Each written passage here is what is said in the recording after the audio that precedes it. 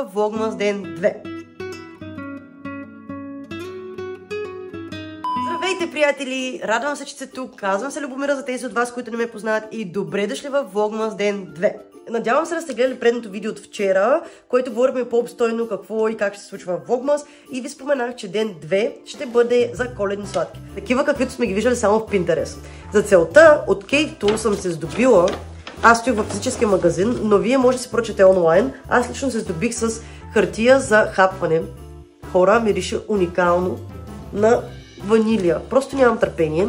Друго нещо, което намирам в тази огромна турба, е sugar paste, което всъщност е фондана за нашите бисквитки.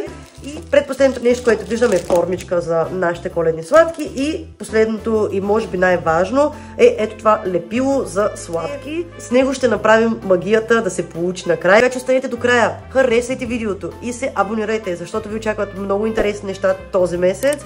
Честит 2 декември. И чакайте днес до края, освен за финален резултат, и да видим какъв е чай номер 2 от кутията от Диема. Вчерашния се оказа от джинджифил, мама го изпи. Аз му писах 5 от 10, надявам се днес да намерим нещо по-хубаво. Но стига толкова приказки, да започваме видеото с сладките, защото няма време. Часът е 8:30, денят е 19 ноември. Аз искам скоро да си лягам, но преди да си легна, да хапна и от малко тези прекрасни сладки, които предстои да направим заедно. Искам да ви кажа, че няма да вземем рецепта от интернет или от някакви си просто вестници, а от специалния древен тефтер на мама. Знаете, че всяка майка или баба има такъв, ето го и този на мама. А днес ще направим бързи, вкусни и трайни, важно да са трайни, сладки.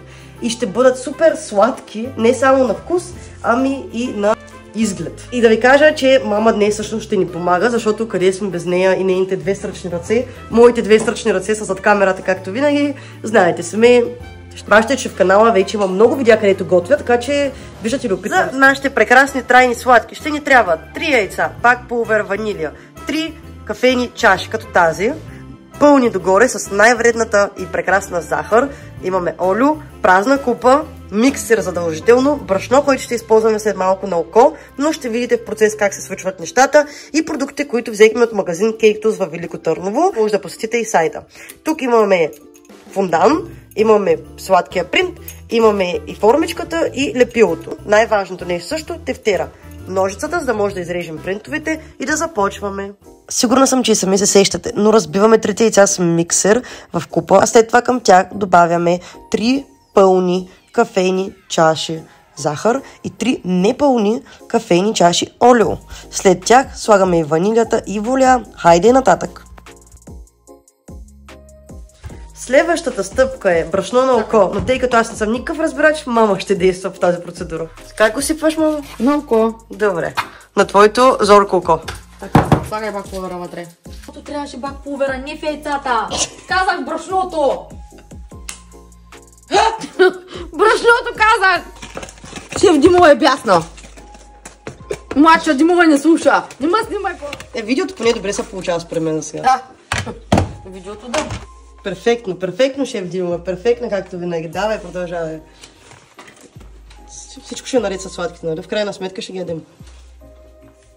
Яйце, захар и брашно, що па да няма? Защо трябва да спирам? Ами, защото тъй, прибери олиото тук, прибери малко, разтреби работния плод. Следващото нещо, което забравихме, че трябва да извадим, е точилка. Много важно нещо, прибавете се го към списъка. Не нарочно. Да се спотрепим. Как да ни те сложа в интрото, кажем? Така, слагаме брашно по пота и сипваме сместа и сме готови да месим. Мама показва, аз снимам, тъй като тя е по-добра в месене, аз съм по-добра в снимане, как трябва да се случат нещата по най-добрия начин. Точно така. Уникално. Страхотно. Ти си човека. Сега трябва да му говорим с добро. Не се получи. Говорим му с добро. Ти си човека. Не на мен да ми говориш. На тестото ти, кажи му как ще ги изидеш на корабийки. Изидеш корабийки. Ще станеш най-доброто, най-добрите корабийки, най-много гледания в TikTok и YouTube, ще да посъбереш. Давай, давай! Хора, до сега месих и аз, ръцете ми са още отцапани, знам, че не ми вярвате, но за TikTok видео снимаме и затова и аз се наложа да се изцапам. шегата на страна, мама просто иска да се справи перфектно, за да няма никакви провали по пътя. И със сигурност искаме да успеем с тези сладки изкушения тук и всичко да се получи, затова тя се е взела с по-голямата част. Както вече казах, тя е добра с месенето, аз съм добра с снимането, така че сме се съчетали добре. Добър екип сме. Следващата стъпка е да ги разделим и да започнем да разточваме, за да видим дали се е получил. Както виждаме, добре, че говорихме на тестото мило, то реши да се получи. Така че за сега върви добре. Така, следващата стъпка е да настроим фурната на отгоре и отдолу на 190 градуса. Вземаме формичката, която взехме от магазина и режем. Като отрежем корабийката, я слагаме тук на тавата. Ето така, натискаме, вече направих две и сега ви показвам третото. Ето я и нея, слагаме я тук и продължаваме докато напълним цялата. Ето ги нашите почти готови корабийки, бисквитки, лесни, вкусни, сладки. Тестото стои отстрани за още много такива бисквитки и ги вкараме вече във фурната. Както видяхте, на 190 градуса за около колко минути според теб? 15 минути. Ще ги следим да станат златисти. След това следва тази част с фондана. Ще бъде интересно. За първи път и двете ще изпробваме такова нещо, така че да, хайде, действаме. Ето ги и готовите бисквитки. Бързи, лесни, вкусни. Сега ще ви покажа как изглеждат. Ето толкова са дебели.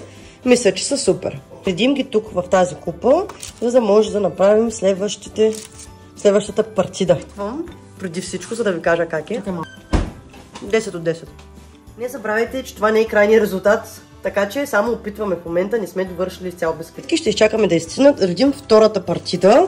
Когато са изтинали, започваме с фондана и ще се включа направо от него. И купата пълна с уникалните, вкусни, лесни и всичко, което са сетите бисквитки. Като малко много ги ядяхме, но време е, най-важната част от цялото събитие, да отворим фондана и да се опитаме да сложим картинки на бисквитките, да видим дали е толкова лесно, колкото твърдят хората. Мирише на Коледа, на детство и на вкусно. И с ръка така го мачкаме, за да се стопли хубаво. После с точилката разтиваме като тесто и после с формичката просто ги правим формички, слагаме лепило върху бисквитката и така лека по лека ще се получат нещата. Като истински професионалисти сложихме силиконовата постелка отдолу и е време да се справим и с тази сложна задача. Прилича малко на гума, глина по-точно, но пък е интересно и забавно. Я покажи сега готовия резултат. Супер е. Браво! Вземаме тази бисквитка и после лепилото, ето го и него, както вече ви споделих, мажем с лепилото по бисквитката, най-вече по краищата. Извинете за страничния звук, телевизора работи бясно. Така намазваме хубаво, обилно, не трябва да ни свиди. Перфектно изрязаните части, които мама ни помогна да направим, слагаме отгоре. Нищо сложно. Намествате хубаво по бисквитката, всичко се яде. Ще видите още колко по-красиви ще станат след малко. Хубаво. Така. И ви показвам предната, която направих. Ето ги и двете за сега. Сега ви оставяме, за да направим всичките, които имаме. И ще включа след малко, преди да сложим картинката и да стане още по-интересно. Работата в екип продължава. Мама продължава да реже този фондан. А аз ще направя на кръгчета нашите бъдещи лица на кораби. Вече нарязах картинките, време е да ги залепим. Слагаме лепило върху картинката и залепяме върху бисквитките. Между другото, снимах доста по-кратко и бързо видео в TikTok. Ако искате, си го запазете и го вижте. Наистина става доста лесно. Отначало бяхме се шашнали, че няма да се справим, но мама до сега никога не е имала проблем с печивата. И крайният резултат изключително много ни хареса. Сигурна съм, че ако направите някой персонално или пък за Коледа или някакъв празник, ще впечатлите всички на масата. И хора, приключихме най-накрая. Часът е 10 вечерта и мога да ви се похваля с готовите бисквитки. Станаха страхотни. По принцип, може би сте запознати, може би и не. Една такава бисквитка върви между 4 и 5 лева в магазина, а ние успяхме да създадем в това видео 12 такива. Станаха страхотни и нямам търпение някой ден отново да направим нещо подобно. Радвам се, че останахте до края и за това, за благодарност, е време да отворим втория ден от календара заедно. Втория ден, отново нещо на немски, нямам представа, сега ще го проверя, докато си го свървя. И е време да опитаме ден 2. Мирише странно, не знам, сега ще разберем. И така, чай е готов, време е да го опитаме. Мисля, че този път е плодов, но няма много вкус. И той е 5 от 10, скука. Но пък имам коледна чаша, сега е време да опитаме и бисквитките. Вземам тази бисквитка и да опитаме нашето произведение на изкуството, което правим 2 часа.